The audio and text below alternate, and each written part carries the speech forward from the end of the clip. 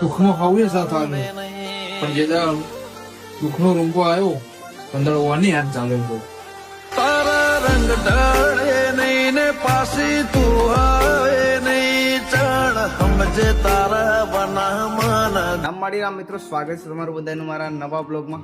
તો ગાઈઝ આજે આપણે જઈ રહ્યા છે ચોટીલા, એટલે કે મારી કુળદેવી માના દર્શન કરવા માટે. અને ગાઈઝ અત્યારે હાલ હું છું નવસારી અને અહીંયાથી આપણે નાઇટમાં બસ બુકિંગ કરાવી છે 9:30 વાગ્યાવાળી. તો અમે બધા ફેમિલી છે, લગભગ અમે 6 જણ છીએ.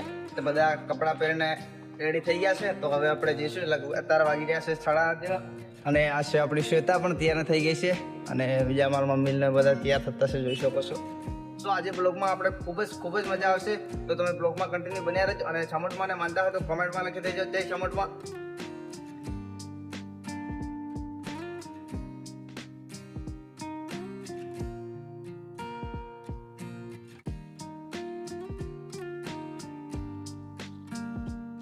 તો ફાઇનલી ગાઈઝ આપણે પહોંચી ગયા છે ચોટીલા, એટલે કે ચામુંડમાના મંદિર પાસે. અને અત્યારે આપણે નીચે છીએ અને અહીંયા આવીને નાહીને બધા ફ્રેશ થઈ ગયા છે.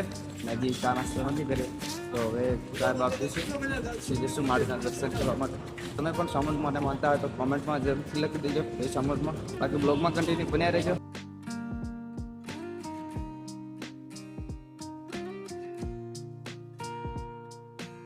તો ફાઇનલી મિત્રો આપણે આવી ગયા છે ચોટીલા માના મંદિર પાસે.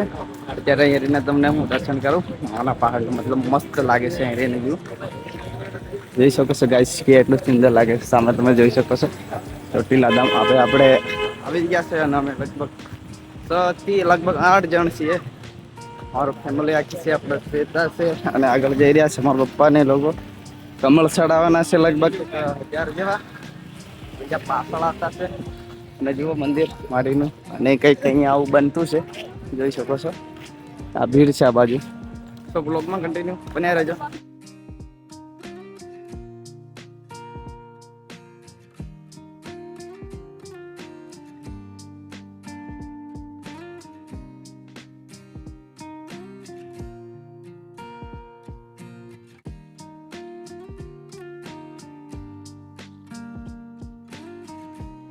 ફાઇનલી ગાઈઝ આપણે આવી ગયા છે માના મંદિરને છેક નીચે, અને અહીંયાથી ચડવાનું હોય છે, જોઈ શકો છો ગાઈઝ. તમે જોઈ જશે. બાકી બહુ વાયરલ છે મારી માળી. અને તમે પણ માળીને માનતા હોય ને તો કમેન્ટમાં જરૂરથી લખી દેજો જય ચામુંડમાં. અને બાકી મારા બધા ફેમિલીના બધા પ્રસાદ લે છે, જોઈ શકો છો ગાઈઝ. આ છે લક્ષ્મી કમળ, આપણે માનતા હતી મારા પપ્પાની. અને બધા લોકો કમળ મતલબમાં ચીપલ સુંદરીને એવું બધું લે છે, જોઈ શકો છો. આપણે આવી ગયા છે, હવે આપણે દર્શન કરીશું. અત્યારે વાગી ગયા છે 9, 9:30 જેવા. તો આજે બ્લોગમાં ખૂબ જ મજા આવશે. તમે લોકો બ્લોગમાં કન્ટિન્યુ બન્યા રહેજો. જય માતાજી.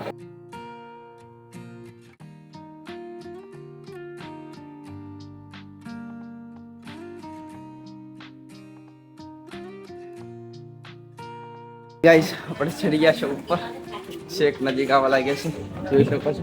બાકી નીચે પગથિયા તો છલાંગ નીચે જાય છે. જો અમારા ઘર ના જાય છે આગળ. બહુ ગરમી થઈ ગઈ છે. અત્યારે વાગી ગયા છે લગભગ 9, 9:30 જેવા. તો બ્લોગમાં બન્યા રહેજો. જય માતાજી.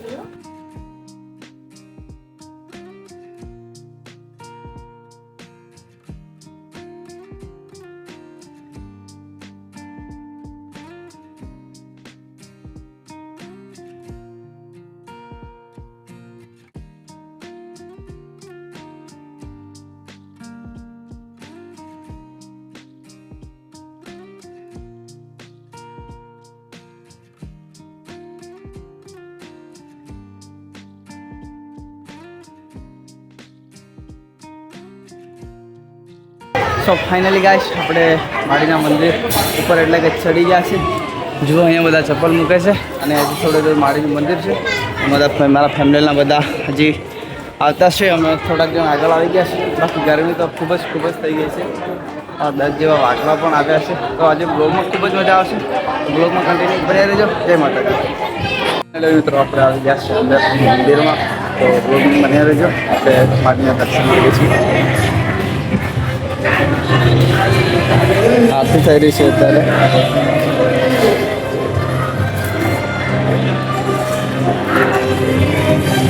જોઈ શકો છો ગાઈસ, ચામુંડમાં કેટલા સુંદર લાગે છે.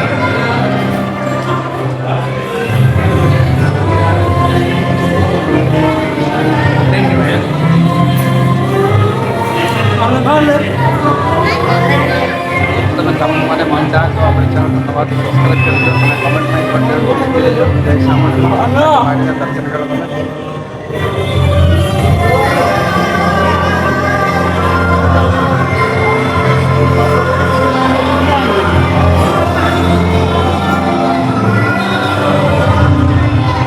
ફાઇનલી ગાઈસ આપણે દર્શન કરી લીધા છે અને આપણે અહીંયા પાછળ નીકળ મંદિરની પાછળ નીકળ આ બાજુ ત્યાં બધા શ્રીફળ બધું વધારે છે ને તે બાજુ આ છે જોઈ શકો છો ગાઈસ. અને અહીંયા કંઈક માડીને આવો છે ફુલહાર ને એવું બધું તો કાંઈ અંદર નથી રહેતા પણ અહીંયા બધા એમની શ્રદ્ધા પ્રમાણે મૂકી દેશે અને ચડાવી દેશે. ચુંદડી આપણે સાઈડમાં બાંધી દેશે જોઈ શકો છો કંઈક આવી રીતે. અને અત્યારે તો ભીડ નથી કારણ કે આડે દાડે તો ના હોય ગાઈસ કારણ કે પૂનમના દાડે અને અમદાવાદ તો બહુ જ હોય પણ તો આપણે તો ફર્સ્ટ ટાઈમ આવ્યા હતા પહેલી વાર માડીના દર્શન કરવા માટે. તો આટલો મોટો થયો ને તો અત્યારે જ આવ્યો હતો. બાકી અહીં જોઈ શકો છો આ છે આપણી શ્વેતા ચેતુ અને બીજું બધું આવું છે. બ્લોગમાં બન્યા રહેજો. જય માતાજી.